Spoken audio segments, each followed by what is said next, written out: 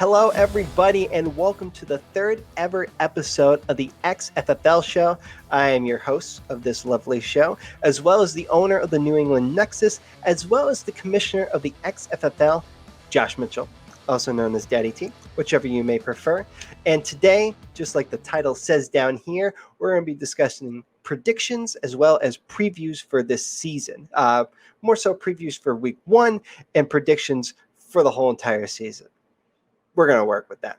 Anyway, when it comes to predictions, I sent out a little survey for all 10 players, owners, coaches, captains of their teams, and just trying to get a feel for who they feel is going to be in the 2021 title game, who's going to ultimately finish in last place, who's going to be the trade master, who's going to be the biggest bust, as well as just their overall feel and how they think their team's going to do this year. And was very more surprised with that question than any of the other ones. But yeah, let's kind of get right into it. We're less than 24 hours away from week one kicking off with the Tampa Bay Bucks taking down the Cowboys. Rocking my Chris Sims jersey. Only 3 jerseys away from completing the joke jersey collection. Maybe 4 jerseys, 4 teams. I gotta double check. I don't think Reggie Bush / Rose Bush counts, but here nor there.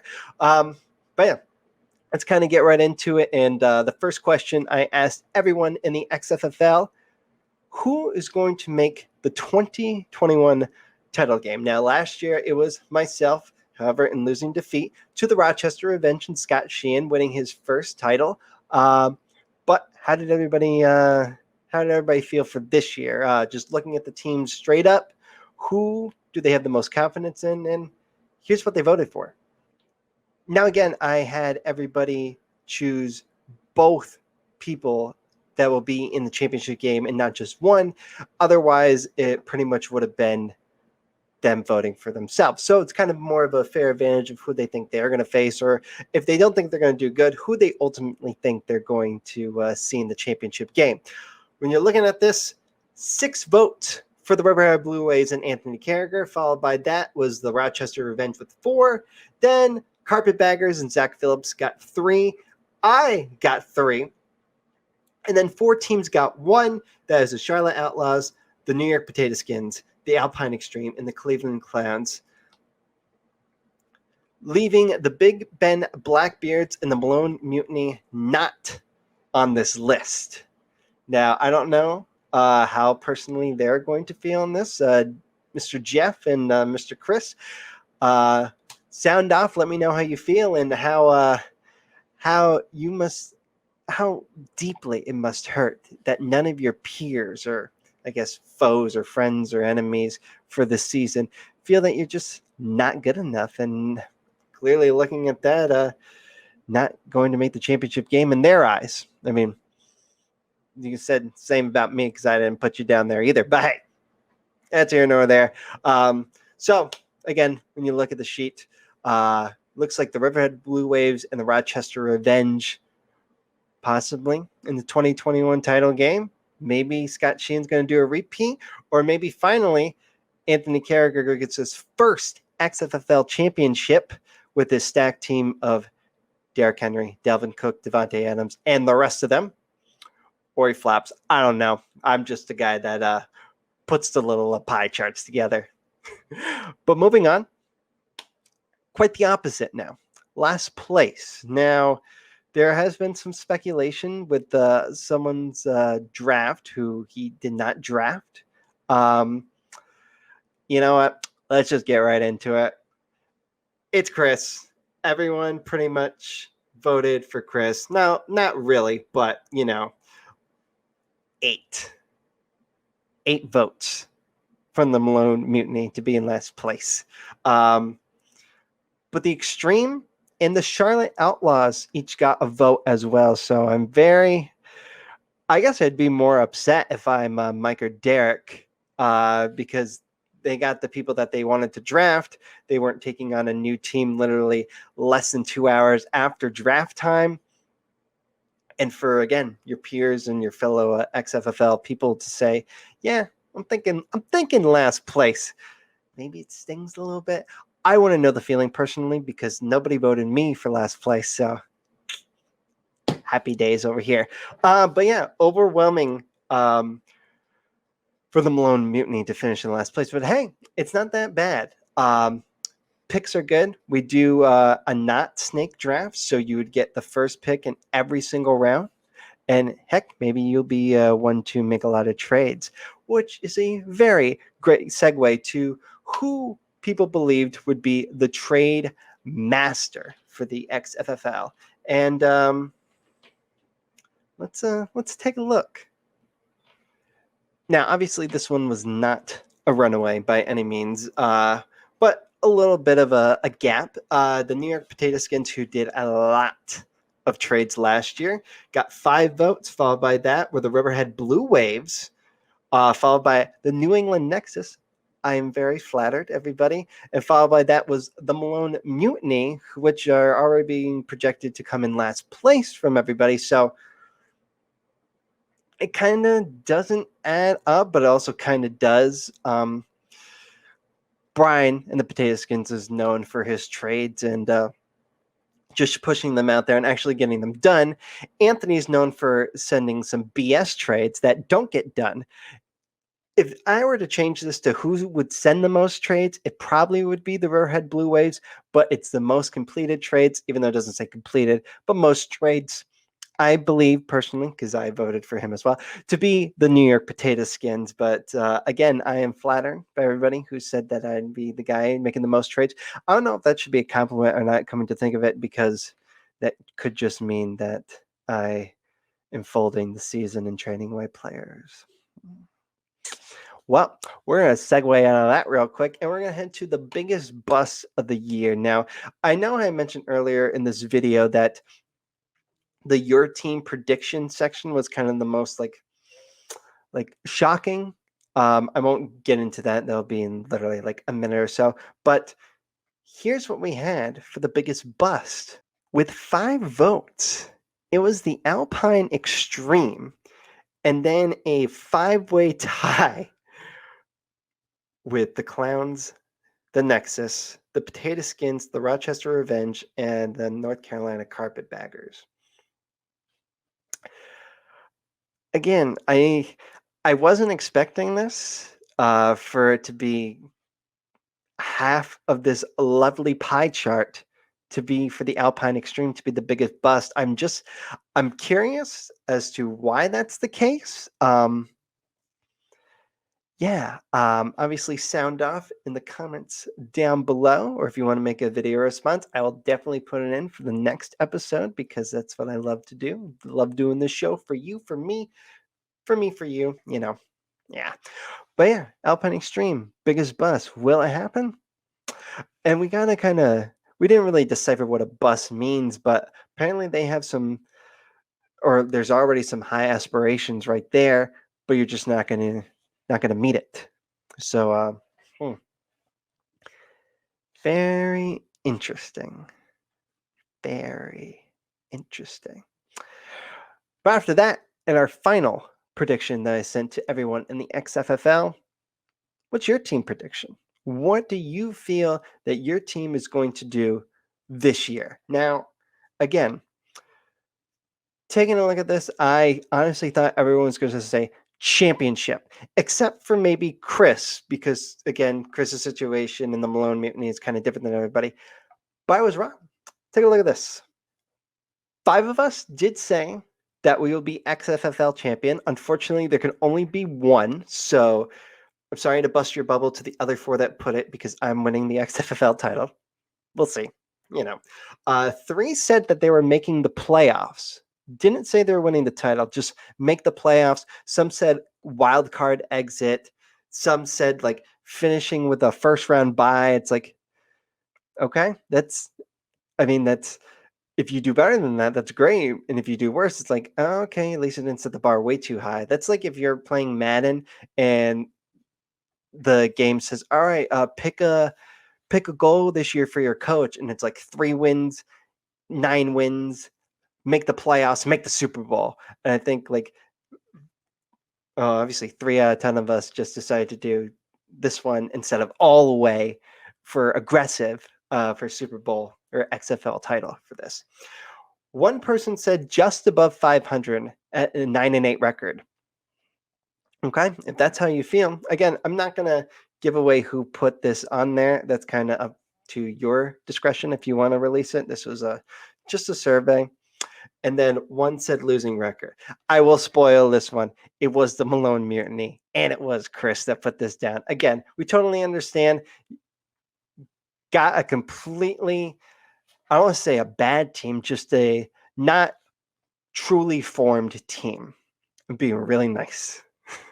But yeah.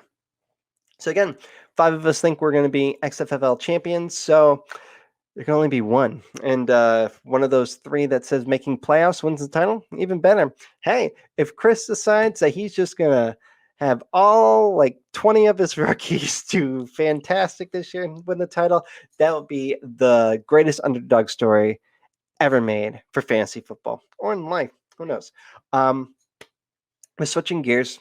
Again, less than 24 hours from now is week 1 of the NFL season, but more importantly, week 1 of the XFFL season. I believe this is our 7th year of this. It's either 6th or 7th. I believe it's 7th. Don't quote me. But it has been one heck of a ride, boys, and I toast to you with some freaky pink lemonade, non-alcoholic, of course. But yeah, there's 5 matchups. I do want to point out to those in the league, I did have to adjust the kicking stats because as New York Potato Skins owner, coach, and captain Brian Michela stated, why is Justin Tucker getting 19 points? Great question. For some reason, Yahoo just likes to sprinkle in, hey, we added this new thing. We're just gonna add it in. And it's like, no, we're gonna take that away. So I'm not going to break down what it was, but it's back to where it should be. Kickers should be getting an average between 8 and 11 points, not 17 to 20. If that's the case, that's some messed up stuff. Let's break down the first game, and I guess we'll get my game out of the way. It is the New England Nexus versus the Cleveland Clowns. Now, as you can see on our screen right here, this is the closest matchup. Literally because 0.02 separates both of these teams. Head-to-head, Zach Wilson versus Kyler Murray. Right now, I currently have Ryan Tannehill on my IR spot because I don't want to move him because I don't want to get rid of a player. So I might have to stick with Zach Attack here. Some other notable matchups, I guess we can put it that way.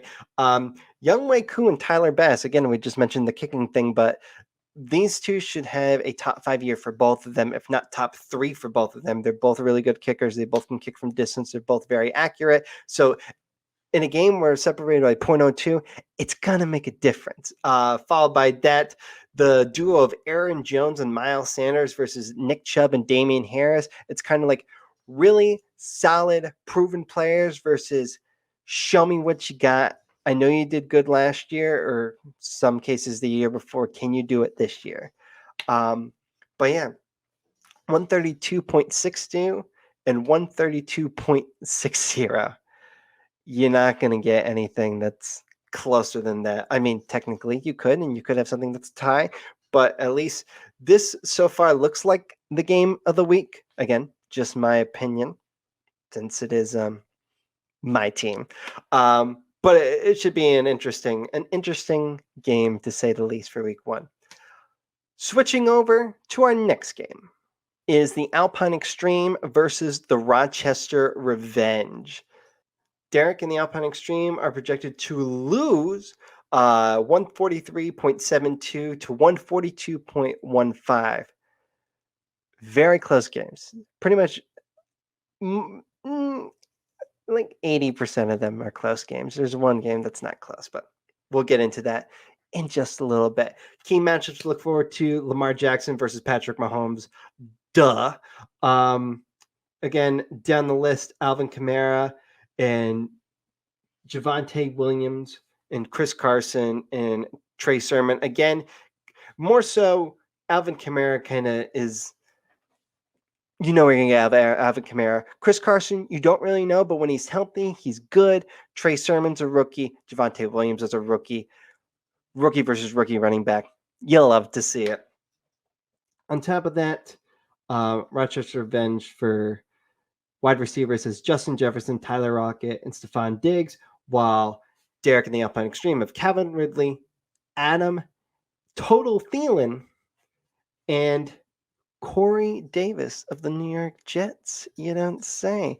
But yeah, looking this on paper, if we're just taking my straight opinion I'm picking the Rochester Revenge to win this game. I think Justin Jefferson has a pretty decent day when looking at it. Stephon Diggs is going against Pittsburgh. I do feel that Pittsburgh could have a very good defense this year. They should be in the top 10, in my opinion. I don't like Pittsburgh's offensive line, but again, that has nothing to do with this XFFL game itself. And then Patrick Mahomes versus the Browns, again, potentially goes up, but also potential that he kind of gets shut down. But I don't feel that's going to happen when looking at this matchup. I'm picking a revenge. Again, my opinion means absolutely nothing because I'm in the league. So there's that. Now to our third game, the North Carolina Carpetbaggers versus the Riverhead Blue Waves. Projections. Carpetbaggers are projected to beat the Riverhead Blue Waves by a little over a point. Again, like I said, all these games very, very close. Let's look at the matchups and see what we have. Aaron Rodgers versus Russell Wilson. That's going to be good. Chris Godwin, Devontae Adams. Again, we've talked about this before. Just the core six of the Riverhead Blue Waves should scare anybody from any league. Even if you're not in this league, you should be afraid of this team. Let's run down the list. He has Russell Wilson, Devontae Adams, Keenan Allen, Dalvin Cook, Derrick Henry. Yeah, we're going to skip over Zach Ertz. Amari Cooper. That six, obviously skipping Zach Ertz, that six should easily put up so many points. Straight up, I'm going to tell it like it is. If you don't win the championship this year, I don't think you're ever going to win the championship. This is your best team that you put out there. If you had the likes of Darren Waller on this team from your team last year, I'd just buy you the trophy right now. Like, that team's stacked. Obviously, injuries could happen, but then you look on the other side for Zach's team, and Christian McCaffrey, Austin Eckler, Najee Harris. Obviously, within the past couple of hours from last night, Austin Eckler's kind of been having a hamstring injury. So, again, they're not playing tonight. They're playing on Sunday, I believe. Double check. Sunday, 1 o'clock. So, there's plenty of time to heal. You don't need to have them in practice. Just literally stretch it out, do the bike, because A.J. Brown's been on the bike, and I don't want to talk about my struggles with A.J. Brown already. Regret already. Anyway, but yeah, another game that should be good for the XFFL. Man. Looking at it at face value, I'm going to pick the Riverhead Blue Waves, even though that they are projected to lose. I still think that core six that he has is going to be too good. Also, Amari Cooper came out a couple days ago and said, I'm the best wide receiver in the game. Bro, this is put up or shut up. This is literally your first game, Thursday night. You got to put up a good stat line. And if you don't, you're going to look like an ass. No other way to put it. Next game, the Malone Mutiny versus the New York Potato Skins. Again, we had a lot of name changes this year. These, obviously, were two of them as well. Redskins to Potato Skins. And that potato is just something else. Breaking down this matchup, we have Jalen Hurts, not Justin Herbert. going up against Tom Brady. And then rookies galore. Well, not really, but Jamar Chase is there. Actually, he only has one rookie. My apologies to the Malone Mutiny and Chris Piccaro. I'm sorry. Your rookies are on your bench. Anyway, on the Potato Skins guys, got DeAndre Hopkins. That's good. Jonathan Taylor. That's good. Joe Mixon. That's good. TJ Hawkinson is also good. And Justin Tucker, who now will not score 20 points for field goals. Or he could. He's just not projected to. The Potato Skins are projected to beat the Malone Mutiny by 12. Remember when I said there's that one game? It's that game. I'm picking the Potato Skins to win this one. I think everyone's saying that Tom Brady's supposed to have this big year. Again, anything's possible with Tom Brady. I don't think he's going to do the year that he had with Randy Moss and Gronk and whatnot, but he could easily have 40 touchdowns this year. I mean, everyone's coming together. I believe they started 7-5 last year. Correct me if I'm wrong. I mean, you can put it in the comments. I'm not going to see this. This isn't live. But I think Tom can have a very good year. I wanted him personally for my team, but Brian beat me. I think it was like 6 or 7 picks ahead. Here nor there. I got Zach Attack. It's cool. But yeah, picking the Potato Skins. But Chris, prove me wrong. Prove everyone wrong. You're not supposed to be in last place, Chris. Do good. Do great. Do well, as Mr. Feeney once said. Not all of that, but yeah. Final game. The Big Ben Blackbeards versus the Charlotte Outlaws. I really hope you start doing that, Mike. Call yourself the Charlotte Outlaws. Maybe you'll catch on. I don't know. Let's break it down. Again, very close game, separated by 0.2 points. Again, my game was 0.02 points. They're 0.2 points. Very close indeed. It's Dak Prescott making his return. Is he 100%? We'll find out later tonight. Versus Josh Allen going against Pittsburgh in that really tough defense. Wide receiver matchup, CeeDee Lamb, DK Metcalf versus Julio Jones and Cooper Kupp. Don't know how I feel of Julio. Julio could have a really good year now because he's in number 2. He also could be having a bad year because A.J. Brown gets hurt a lot and they have to rely on him. But they also run a lot. A lot of it's up in the air, personally. Travis Kelce for the Big Ben Blackbeards is obviously a huge plus for Mr. Jeff. On the other side is Mike Gesicki. I don't know how I feel of him this year. Again, this whole Tua experiment could literally blow up in the Miami Dolphins organization's face, but it could be good. Gesicki's reliable when it counts, but I don't know if it's more of a Fitzpatrick thing from last year. We'll see.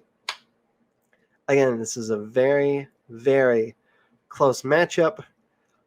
I honestly don't like their flexes either. We have Michael Pittman Jr. versus T. Higgins. And in retrospect, they're decent flex players.